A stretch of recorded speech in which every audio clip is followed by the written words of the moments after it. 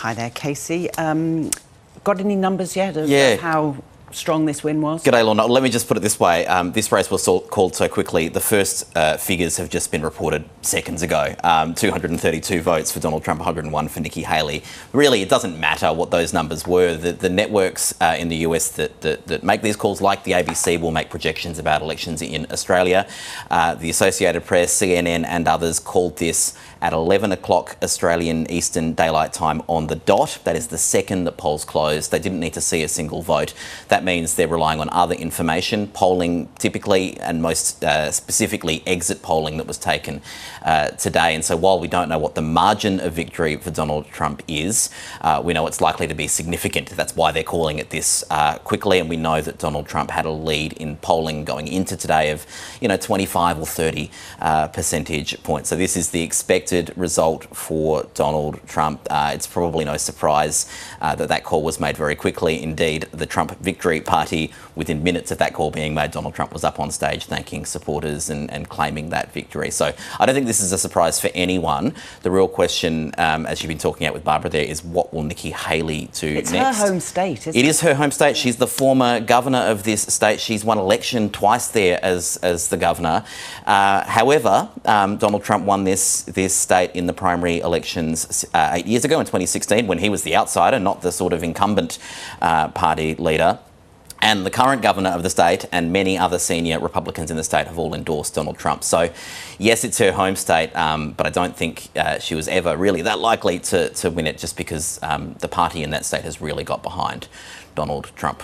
OK, so parking this, this is a foregone conclusion now that Donald Trump has won this. What are the next processes in leading up to Super Tuesday? So there's a handful more states and territories that will vote before Super Tuesday, 16 of them on Super Tuesday. At the end of Super Tuesday, I think it's 30 or 40% of all of the delegates to the National Convention will have been allocated. And as you've been discussing with Barbara, the attention will be on what does Nikki Haley do next. Yes, running a campaign for president is expensive, and when donors think they're backing a loser, they're very quick to pull their money away. We saw that with Ron DeSantis earlier in this campaign. So that's one question. Does she have the money to go on?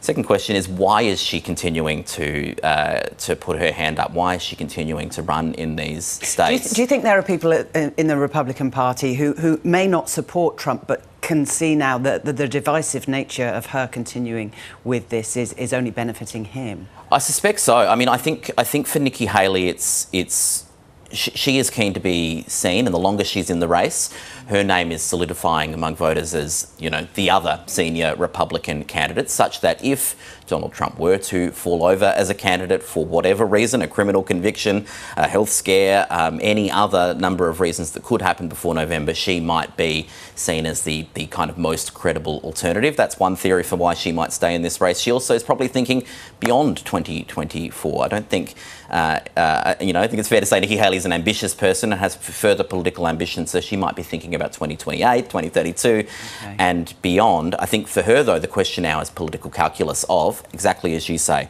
how long do you stay in and it still has political upside? At what point does the tide turn and staying in this race is actually bad for your future political ambition? Do you get the impression that the Republican Party, I mean, it always happens in these run-up to an election when they're choosing their candidate, that actually they'd like it to be over quickly because it is divisive, and therefore, once that happens, if Nikki Haley does drop out, the Republicans will then, whether they like him or not, rally behind Donald Trump. Yeah, the question is that non-MAGA wing of the Republican Party, which is, a minority of this party, will they rally behind Donald Trump or will they just not bother turning up come November?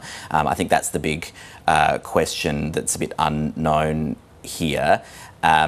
And yet, that is the argument here. Party unity. Biden has no real opponent at the moment, so he's got a clear run for president. I should say, though, this is an exceedingly long... This primary is wrapping up very early. This is an exceedingly long general election, and it's not a general election that Americans are particularly jazzed about. Joe Biden is not a very popular president at the moment. His approval ratings are lower than virtually every former president at this time in their term.